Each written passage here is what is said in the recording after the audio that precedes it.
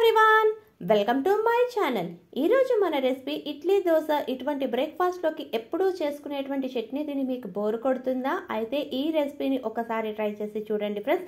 కర్ణాటక స్టైల్లోని నేనైతే తుమ్కూరు చట్నీని ఈ వీడియోలో మీతో షేర్ చేసుకోబోతున్నాను.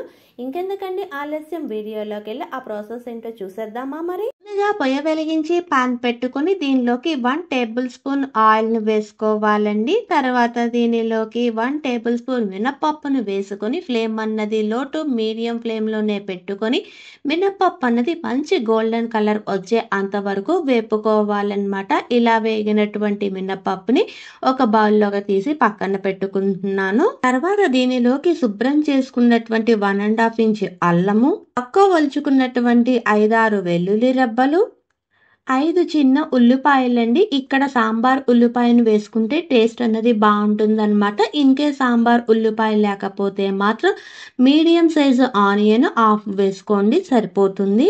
మీ రుచికి అనుగుణంగా పచ్చిమిరపకాయలు, నేనైతే 3 పచ్చిమిరపకాయలు సగానికి తుంచి యాడ్ చేసుకుంటున్నానండి. తర్వాత దీనిలోకి 2 ఎండుమిరపకాయలు, గుప్పెడంత పుదీనా, గుప్పెడంత కాడలతో ఉన్నటువంటి కొత్తిమీరను కూడా వేసుకుని వీటన్నింటినీ చక్కగా 1-2 నిమిషాలు వేపుకోవాలండి. మరి ఎక్కువ వేపుకోనవసరం లేదనమాట. ఇలా వేగిన తర్వాత దీనిలోకి 2 టేబుల్ స్పూన్ కొబ్బరిని కూడా వేసుకుని 1-2 నిమిషాలు వేపుకోవాలండి. మరి ఎక్కువ వేపుకోనవసరం లేదు. ఇలా వేగిన తర్వాత పొయ్యి అన్నది ఆఫ్ చేసి దీన్ని పక్కన పెట్టి పూర్తిగా చల్లారి పెట్టుకుందామండి. ఇది లోపల దీనిలోకి తాలింపు పెట్టుకుందామండి. తర్వాత ఇదే ప్యాన్ లోకి కొంచెం ఆయిల్ అన్నది యాడ్ చేసుకుని దీనిలోకి 1 టీ స్పూన్ ఆవాలు, ఒక రెమ్మ కరివేపాకును కూడా వేసుకుని తాలింపుని చక్కగా వేపుకోవాలన్నమాట.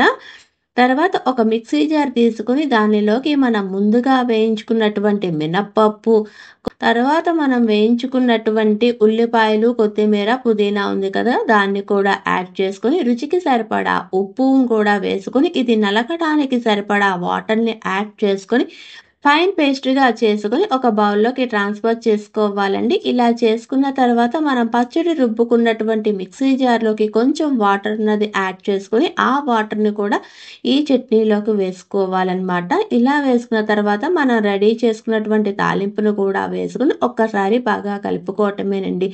అంతేనండి, కర్ణాటక స్టైల్ తుమ్కూరు చట్నీ రెడీ. ఇది ఇడ్లీ దోశలోకి చాలా బాగుంటుంది ఫ్రెండ్స్. ఒక్కసారి ట్రై చేసి ఎలా వచ్చిందో ఆ ఫీడ్బ్యాక్ని కామెంట్ రూపంలో తెలియజేయటం అస్సలు మర్చిపోవద్దు. మీకు కానీ ఈ వీడియో నచ్చితే please like, share and subscribe. Thanks for watching.